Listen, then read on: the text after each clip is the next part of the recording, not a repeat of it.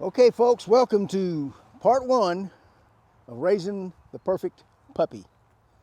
We're gonna take the next several weeks to video these pups as they're growing.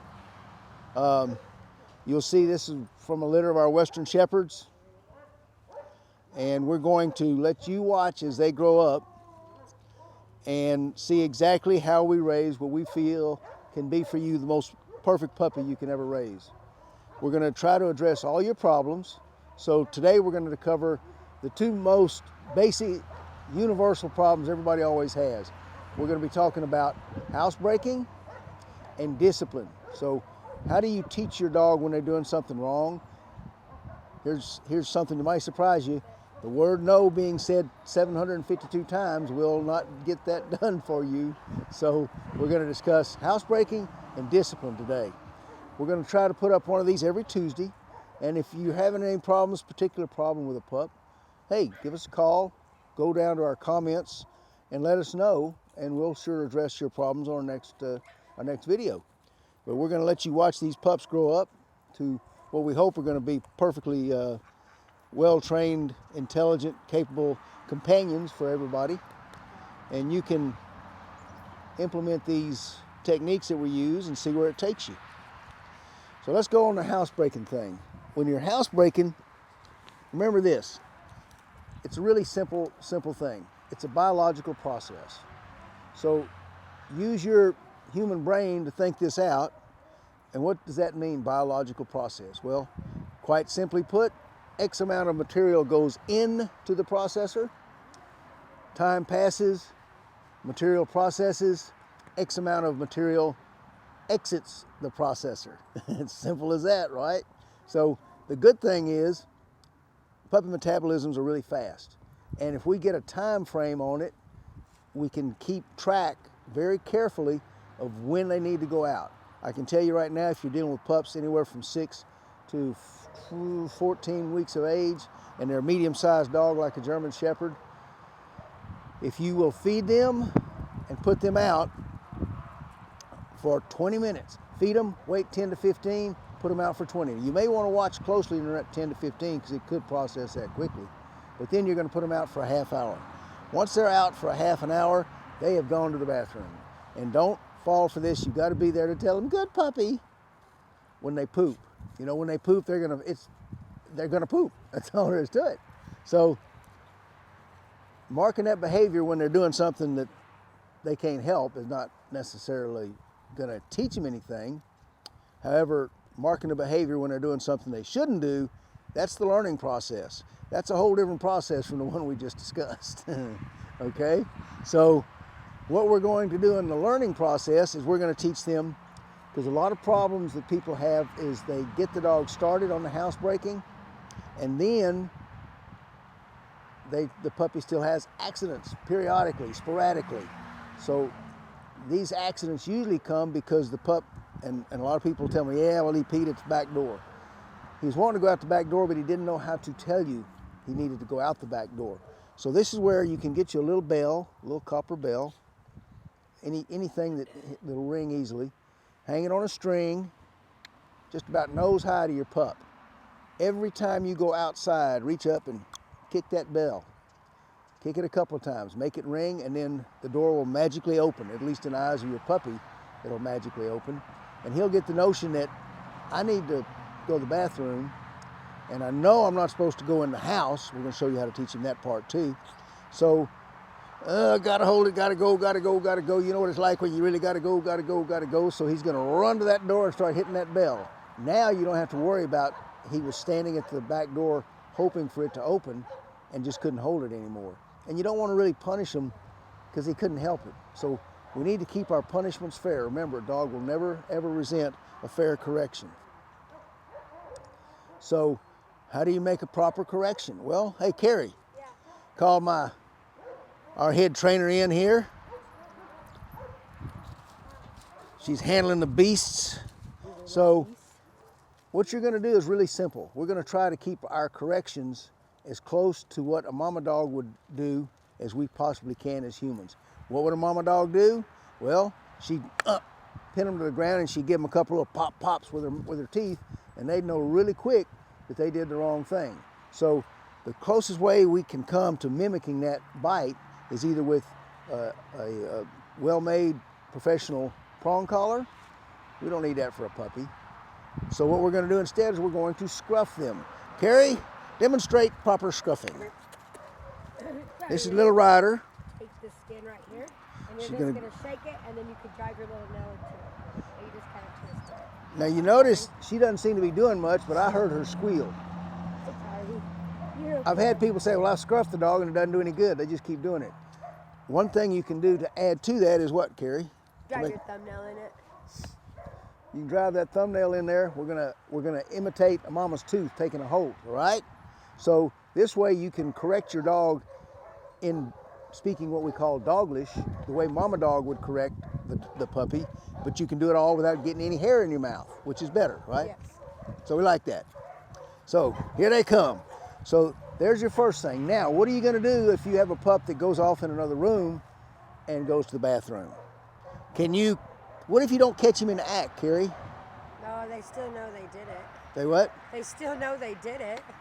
There you go, folks. I know everyone hears you can't correct them after the fact, but let me ask you to consider something. If the dogs don't remember they just peed there, how can they bury a bone in January and go back in July to the same place and dig it up? If they can remember 6 months later where they buried a bone 6 months ago, I promise you they can remember that that's their pee that was left in that spot an hour ago.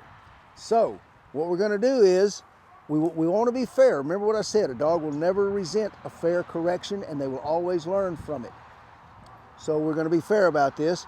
We're going to start off, the first time you find a spot where it doesn't belong in the house, you walk your pup to the scene of the crime, you tell them sternly, no, point right to the mess, okay? And then put them outside, 15 minutes alone. That's the punishment, all right? The no was the correction, that's the wrong behavior. The isolation is the punishment. Now, simple. Remember what I said, just saying no is not gonna cut it because they don't know what the word no means. You could say Rumpelstiltskin, and guess what? They wouldn't care because there's no way for them to know what the heck Rumpelstiltskin means, and there's no way for them to know what no means, right, Carrie? Right. So what do you have to do to teach them what this word means? You have to give them like scruffing them. Yeah. That's why you say the word no. Right. The next time you say the word no, they're going to associate the word no with something they don't like. There you go. They're associative learners. If there's a negative behavior, you greet them with a negative consequence.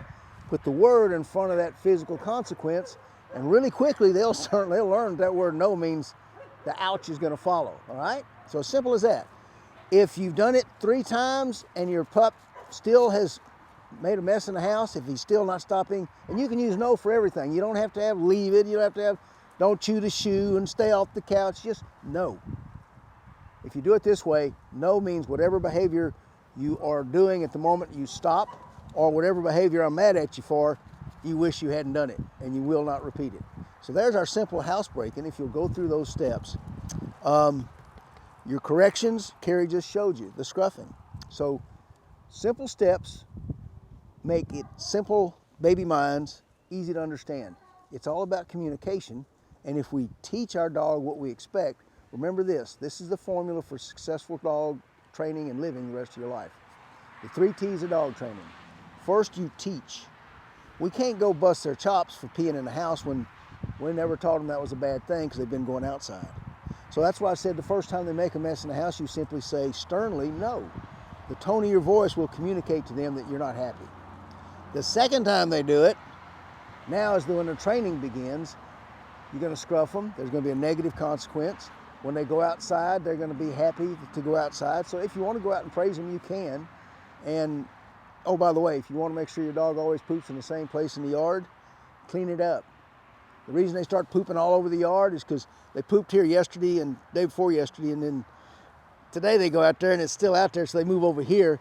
If you'll pick up behind your dog at least every 3rd day, and you can take a soil wee-wee pad, take it out, stake it down somewhere in the yard where you want them to go, take them out to that spot as puppies. They're going off their nose. They'll smell that wee pad and they'll go there, and then they'll come back to that spot. That'll save you a whole lot of cleanup time in the future. So you know how to discipline them. You know how to start them on the road for housebreaking. Come back and join us next Tuesday. We're going to show you how to get them to walk on a leash properly and quietly. And then the rest of the time, uh-oh, Ryder's stalking McCoy. Look out, there's going to be a scrap here. I got to go referee this fight before they tear up the earth underneath them. We'll see y'all next Tuesday. Thanks. Okay, so last week we covered discipline, remember? And that was the scruffing for housebreaking. Remember what I said, if you're doing the word followed by the physical, he's going to start understanding the word. That's how we teach the dogs our language, English. Remember, your pup was raised and his mama taught him Doglish, right? Doglish is a physical language. Ours is a vocal language.